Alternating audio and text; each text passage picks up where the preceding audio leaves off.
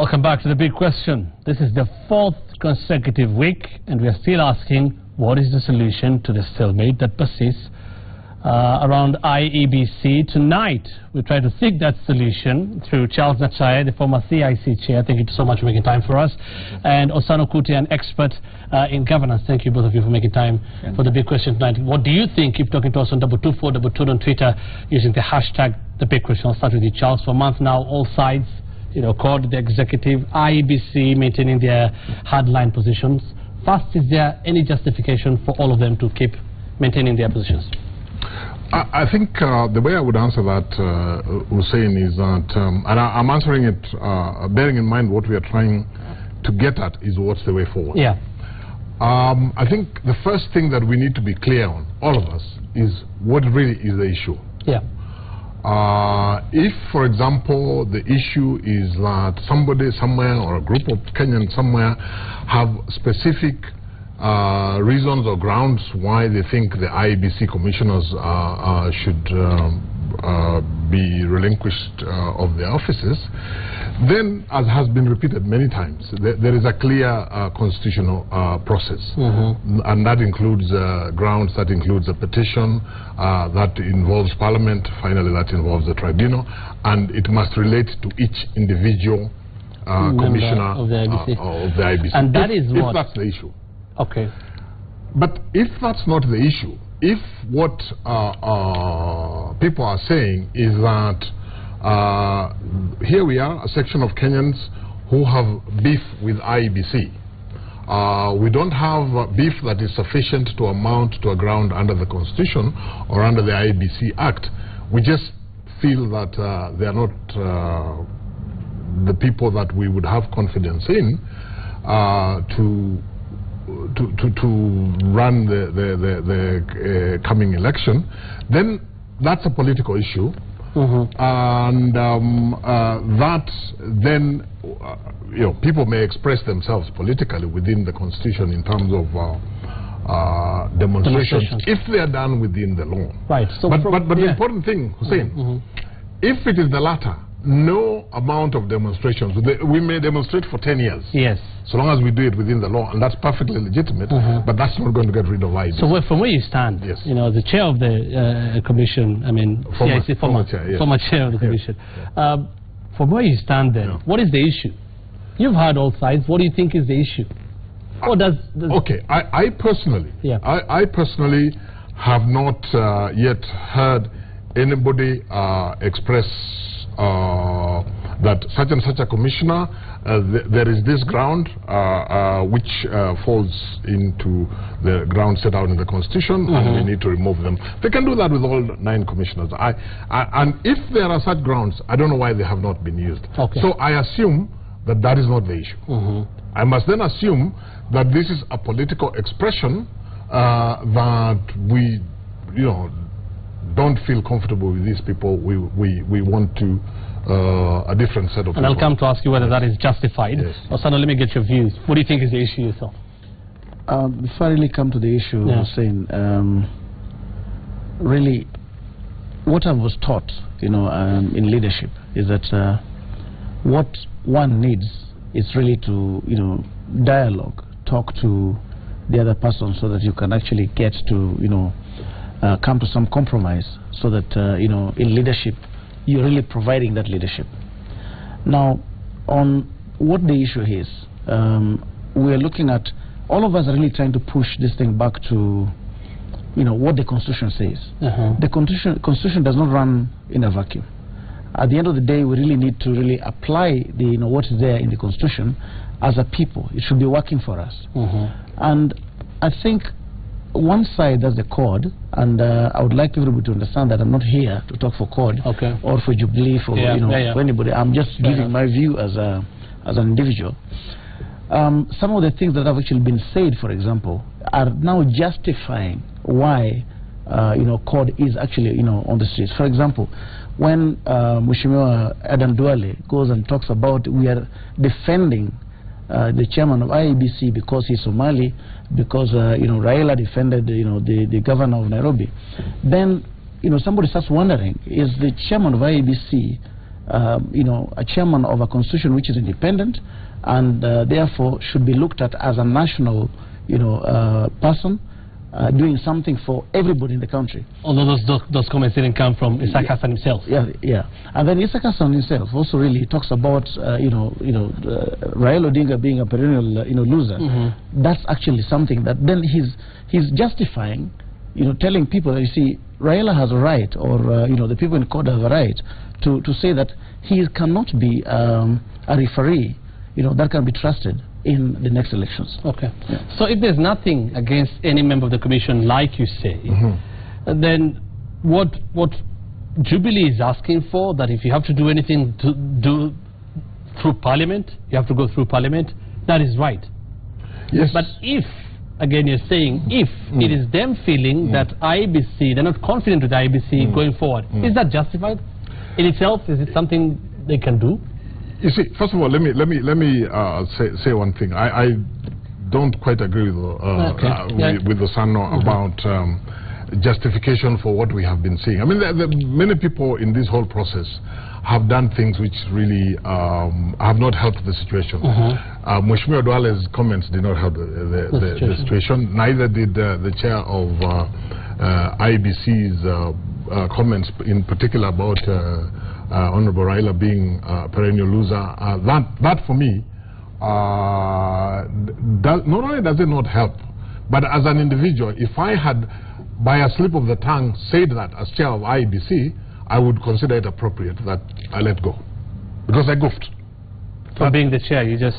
I would say, whether or not it falls into one of the grounds under which you should be removed. Yeah. There are certain things which, as a matter of honor, as a matter of good conscience, and as a matter of professional integrity, you take a position. But you see, that now is a question of what does the person, what does the individual, because you have not followed the process that is set out in the Constitution, so what does the individual feel is required of them as a matter of good conscience? So what should happen now? What should happen? There's a stalemate currently. What do you think should happen?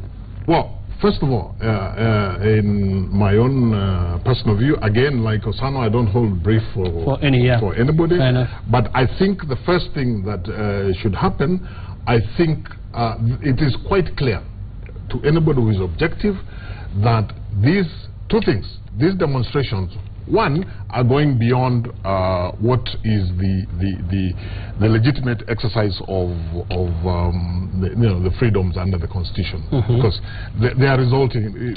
We can argue about whose fault it is, but they are resulting in violence, deaths now, and if they continue, it's going to get worse. So for me, one of the things that should happen is that those who have been demonstrating, if they have the interests of the country at heart, I think would say, we have made our point, and let us now give an alternative approach a chance. That's what I would think the first thing would happen. The second thing that would happen, and I've given this thing a lot of thought, in terms of how do we resolve the issue, I continue to believe that Parliament, as the assembly of representatives of the people of Kenya, with the delegated sovereign authority of the people of Kenya, is the structured context within which this discussion could be had. And there have been many issues which have appeared intractable. Yeah, but again, that goes, I mean, fair enough to what you're saying, but then it just goes back to what is happening. If you're saying it should be done through Parliament, it's legitimate, it should be done through Parliament. That is exactly what one side has been saying. If you're saying the demonstrations should now, people should say we have made our point and let's stop the demonstrations. Again, politically, for the Coalition for Reforms and Democracy, they will not just let it go at that. That is what they've been saying. So, I think really this thing calls for leadership. And the leadership to me are only two individuals in this country. And that's His Excellency President Uhuru Kenyatta and the former Prime Minister Raila Odinga. The two of them really need to sit down and agree on where we take Kenya. Because at the end of the day, almost every constitution or constitutional body, the commissions, nobody has really wanted to take leadership. They want to hide behind the laws. Laws are made for us to to guide us on how to live, not necessarily to stop people from really doing what they're supposed to be doing.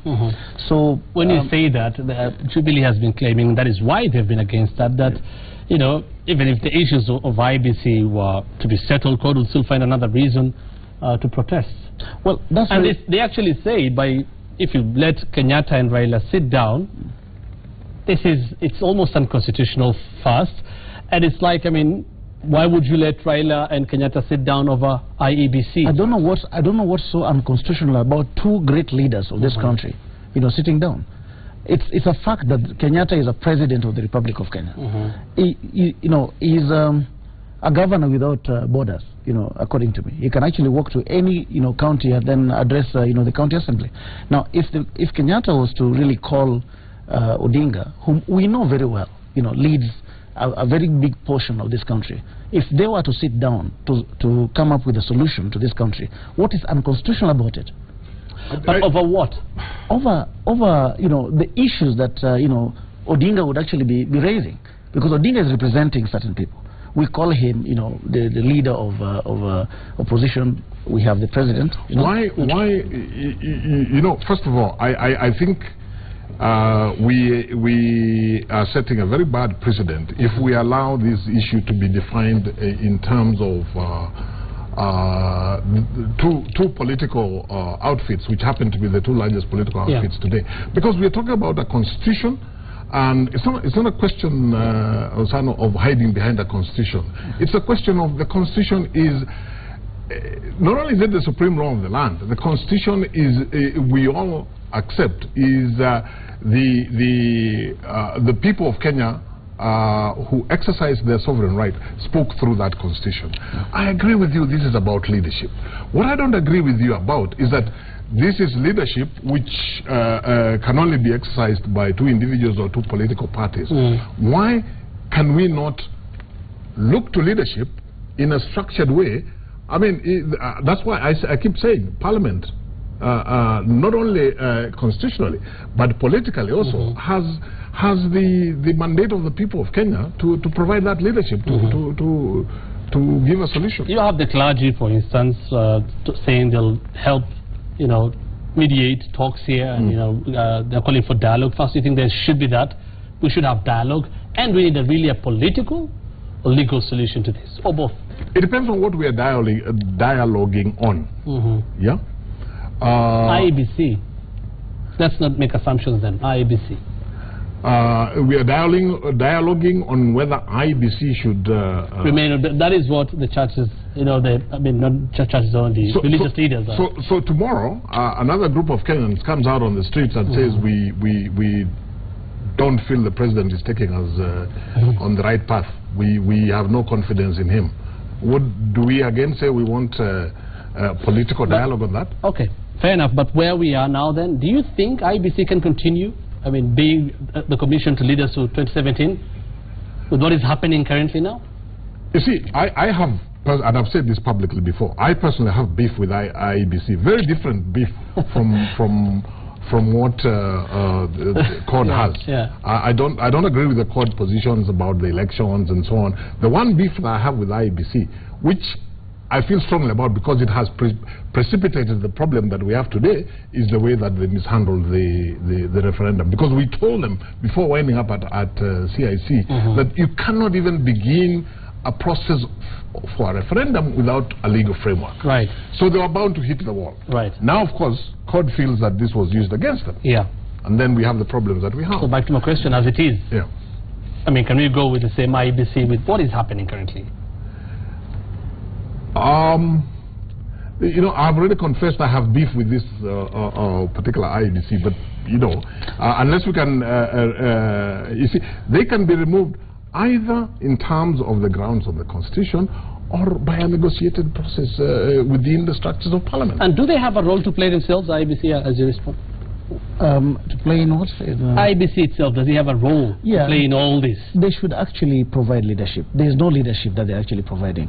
They you know, Mheshimiwa, you know, Nyachai is actually talking about, you know, the Constitution and all that. There are a lot of problems in that Constitution. For example, IEBC itself is given the mandate to register people and decide on whether you're a citizen of Kenya, to vote. At the end of the day, if you look at what's really going on, IEBC has no capacity to decide on whether I'm a Kenyan or not.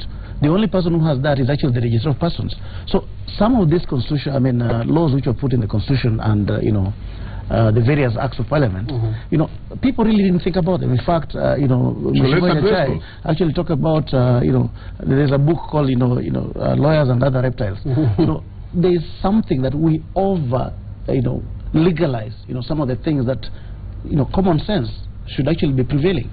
Because if you make IEBC to be registering people every time, and then you enfranchise a portion of the country so that they don't even get IDs to vote, there's a big problem. Yes, I agree with you. That's not a problem, Hussein. That's not a problem about IEBC. I am only actually addressing this thing about us emphasizing on the law and the constitutions around when we know very well that let's address the law and the constitution. But what we have with IEBC is political players. When it's convenient, they have no issue with IEBC. So back to where we began. Not convenient for them. To where we began, because you're winding up. Back to where we began, very briefly. Back to where we began. What is the solution to this? For me, the solution is this. First of all, it's not helping us at all to continue having these demonstrations, which are going towards greater and greater violence and hardening positions.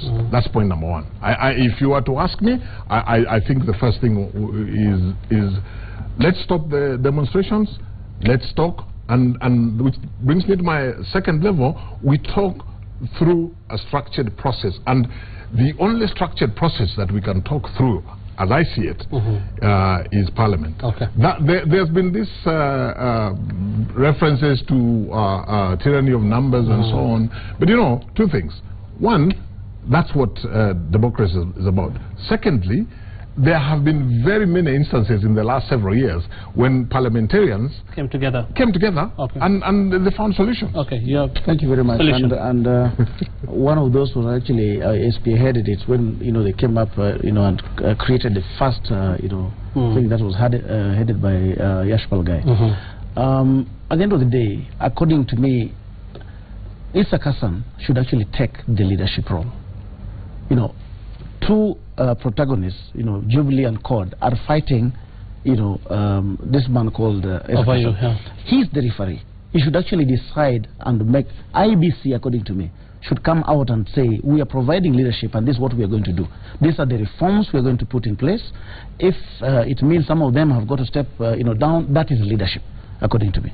We need to really provide leadership. And the only people who can provide that is not CORD, it is not Jubilee, it is IEBC. All right, Osano Kute, an expert in governance, and Charles Nachai, formerly CIC Chair, Commission for Implementation of the Constitution. Thank you so much, gentlemen, for making time for the big question tonight. Keep talking to us on 22422 and on Twitter using the hashtag The Big Question. We'll be back after this short break.